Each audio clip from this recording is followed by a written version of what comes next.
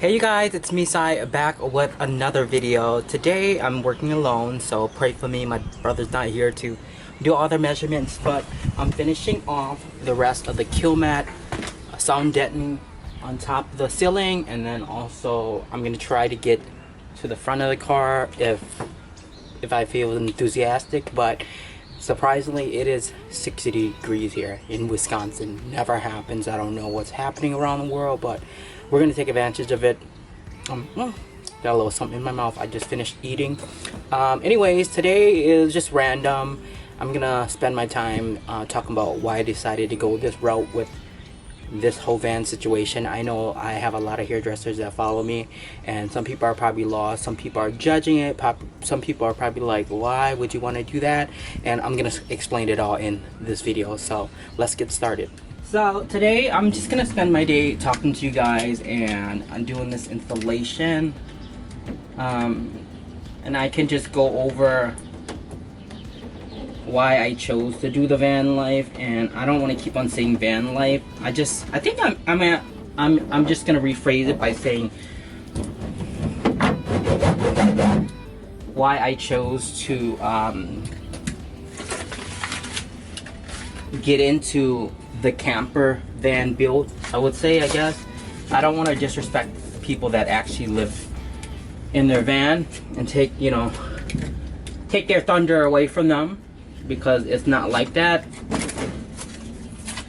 I wanted to build a camper van.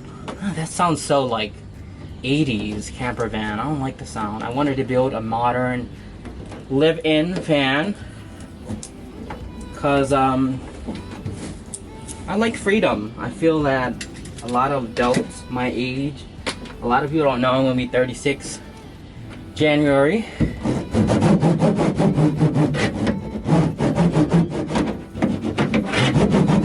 I think a lot of times people can't tell how old Asians are because we all age so well. Asian is amazing. Okay, period. Okay, drink your water. But a lot of people think I am like their age, like in their 20s, when I'm in my 30s. I think a lot of people my age, and no shade or anything, have a lot of finances to pay for, a lot of things attached to them, like homes and loans and all these other things, and I don't think I've ever gotten into that. And I think the true definition of happiness and living to your fullness for me is freedom. It's not money, it's not all the fancy things you guys see. It's freedom and how you define freedom. For me, freedom is being able to pack up and go. That is freedom. Like you guys might not physically be on chains, but it's there, because you can't pick up and go. That's not called freedom. You're attached to something. And for me, I've always been that type that if I can't buy it right now with cash, I don't need it. I don't need to charge it unless it's something serious like a medical or something, when it's life or death, but otherwise we get caught up in the system so much that it becomes part of us, and we get attached to so much finances, so much labels and stuff. And I don't really come from that background, so we never really had it growing up. So I don't know where I'm going with this shot. Might not make sense. Trying to focus on doing this and talk to you guys at the same time. So even though I have to be physically in the salon to work, I do have another business, so it's not like I have to always be there catering to my clients. I do have some freedom, especially during winter. It's kind of like my time to relax. So I kind of want to travel and venture out during winter, because you know why? Because I can, but this last one is not giving me a can attitude, It's definitely giving very much struggle right now.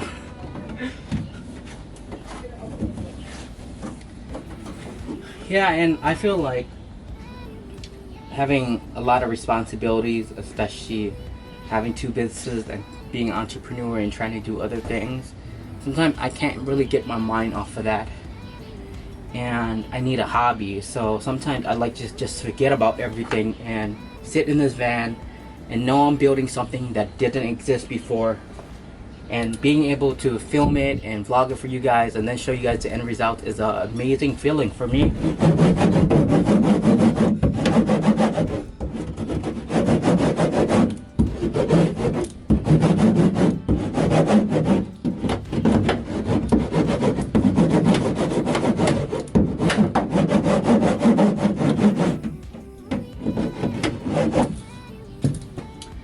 Look at that! I did that! I did that! I did that! People that live in the Midwest probably like feeling kind of crazy because Christmas is right around the corner and it's literally 60 degrees, you guys. When I was growing up, it would be freezing cold and blizzards cold right now. So I was supposed to work in the salon today, but my client canceled on me because she came up with COVID. I was like, girl, stay right at home. Stay right at home. We ain't having that. I don't know where these come from. I'm gonna take these out.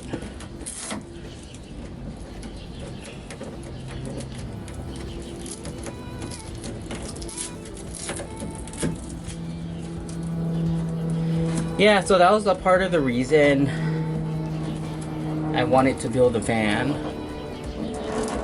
To be able to pack up and just go, you know. Be somewhere right in front of the beach and knowing this is my place. Like, it's kind of weird, but my brother 2 years ago was talking about, and he was living in his van, actually like full time almost, but he still had a home to come to. And it's a livable space. A lot of people don't understand. Like, these vans literally have everything you need to live: a bathroom, a kitchen.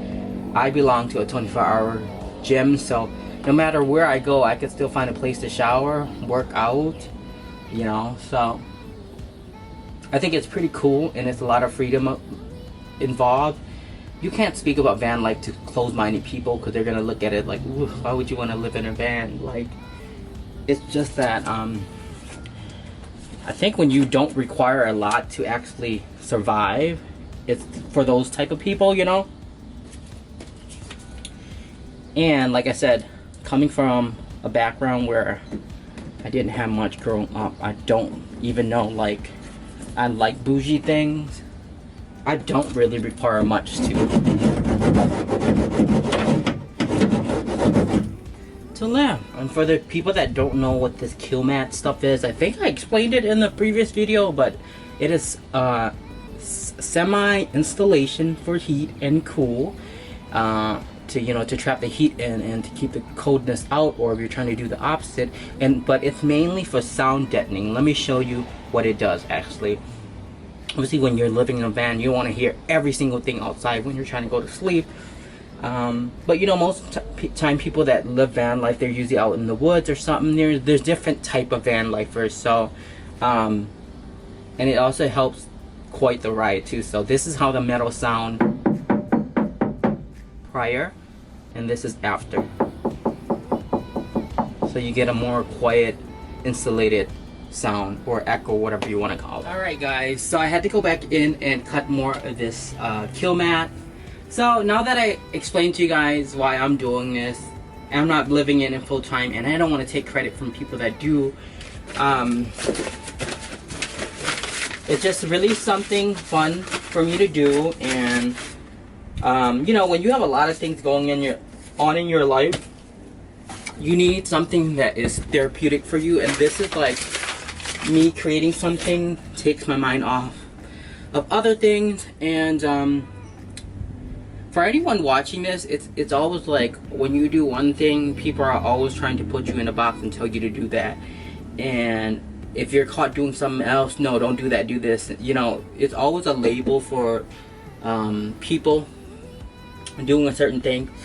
And obviously people know me for doing hair, but like, I basically do everything. The food, you know what I mean?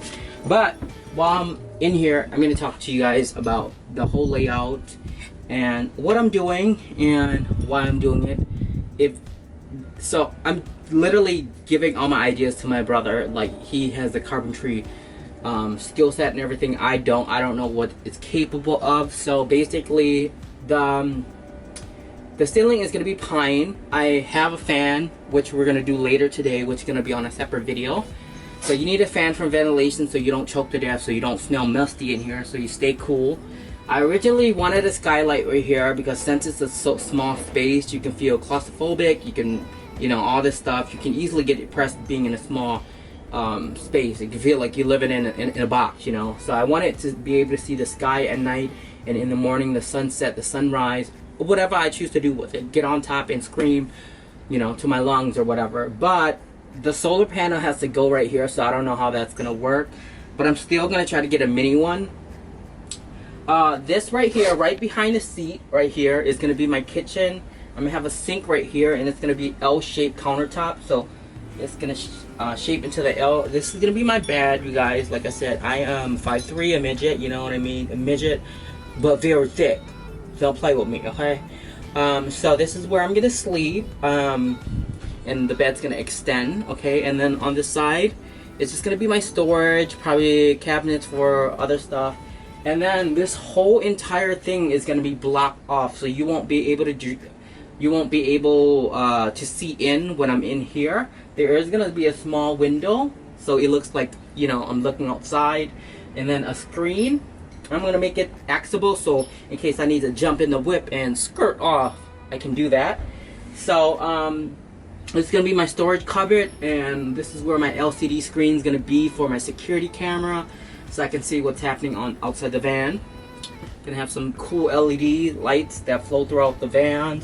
So that's pretty much it. But while we're here, let me show you my flooring. Alright, so my brother done probably kicked my you know what for opening this, but it's gonna get open regardless. So this is how it looks.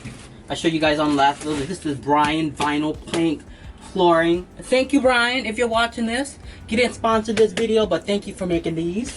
Designer image. So this is vinyl flooring, and it's the kind I guess you stack together.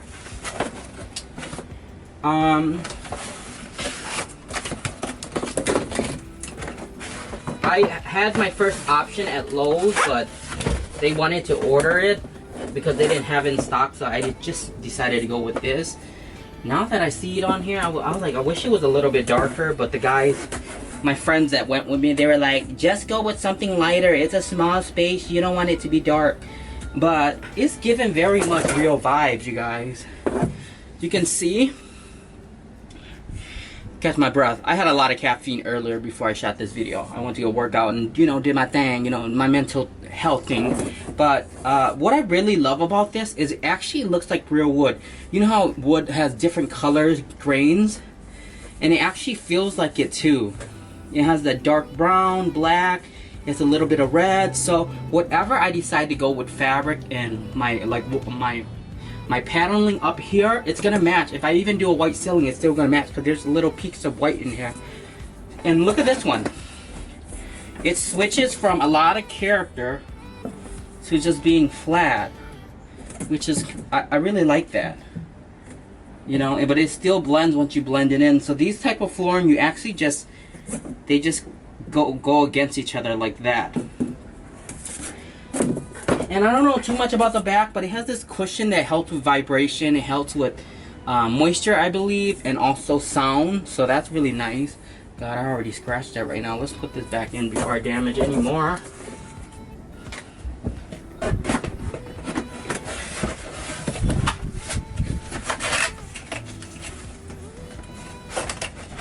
But this is the same flooring. They probably use in a lot of modern, you know, modern condos being made and stuff. Everything is made so like fast production. But yeah. Alright, you guys, voiceover again.